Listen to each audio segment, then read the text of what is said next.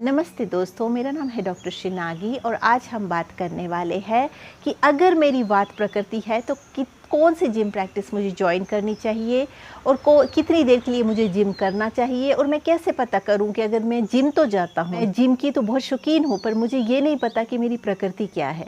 प्रकृति का मतलब क्या होता है? प्रकृति का मतलब होता है आपका बॉडी कॉन्स्टिट्यूशन, कि आपका बॉडी किससे बना है आयुर्वेद के प्रिंसिपल्स के अनुसार। अगर आपका वात बॉडी टाइप है, अब वात बॉडी टाइप क्या होता है? जैसे हमारे शरीर में पंच महाभूत होते हैं, उसमें से एथर, आकाश महाभूत और वायु महाभूत मिलकर जो है वो वात दोष बनाते हैं। अगर आपके शरीर में वात दोष की अधिकता है तो आपका वात बॉडी टाइप है। और अगर आपका ये वाला बॉडी टाइप है तो इसके कुछ लक्षण होते हैं जो बहुत ही कॉमन हैं, और अगर आप उन लक्षणों के बारे में जानते हैं तो आप अपनी प्रकृति को पहचान सकते हैं। जैसे बात लोग जो रहते हैं, इनमें क्या एक टेंडेंसी होती है कि वो बहुत एंथुजियाज्म से जिम शुरू करेंगे, पर वो उतनी कंसिस्टेंट रह नहीं पाते। 2-3 दिन करेंगे, उसके बाद उसको लगेगा कि नहीं, अभी इतना नहीं हो रहा, अब नहीं करते, ये बहुत जल्दी थक जाएंगे। और कई बार ऐसा होता है कि हम जिम जाके कुछ रॉन्ग एक्सरसाइजेस चूज़ कर लेते हैं, जिससे हमें बहुत ज़्यादा थकावट हो जाती है। तो अगर आप वात प्रकृति के हैं, यानी बहुत क्विक, आप लीन हैं, पतले हैं, बहुत क्विक क्रिएटिविटी है, बहुत क्विक लर्नर हैं, क्रिएटिव हैं, वो जल्दी थक जाते हैं और एंग्शियस, चिंता करने लगते हैं खुद पे, बहुत चिंता होने लगती है आपको, रात को नींद भी इतनी अच्छी सी नहीं आती और हो सकता है जोड़ों में भी थोड़ा बहुत दर्द रहता है। ऐसे में आयुर्वेद की अगर प्रिंसिपल्स आप अप्लाई करें जिम पे तो क्या रहेंगे?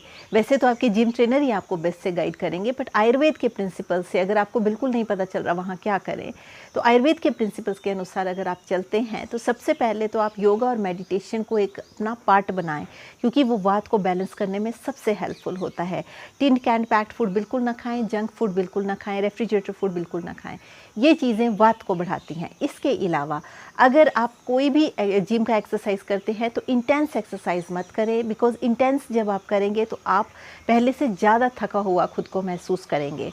तो इसलिए आप मॉडरेट एक्सरसाइज चुनें। 30 से 35 मिनट से ज़्यादा कोई भी एक्सरसाइज ना करें, इतनी जिमिंग प्रैक्टिस बहुत है। बेस्ट टाइम अगर आप जिमिंग करना चाहते हैं मॉर्निंग और इवनिंग, वात वाले लोगों के लिए।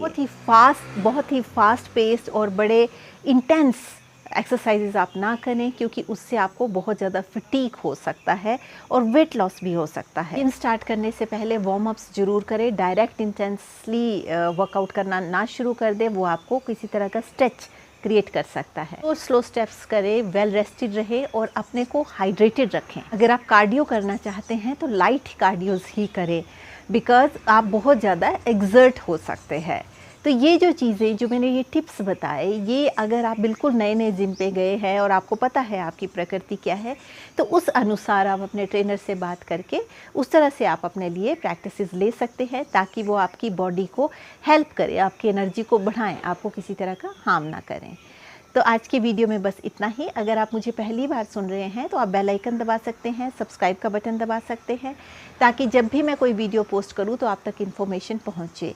इसके अलावा अगर आपका कोई क्वेश्चन है तो आप कमेंट सेक्शन में लिख सकते हैं। I will try to answer your question in the best possible way.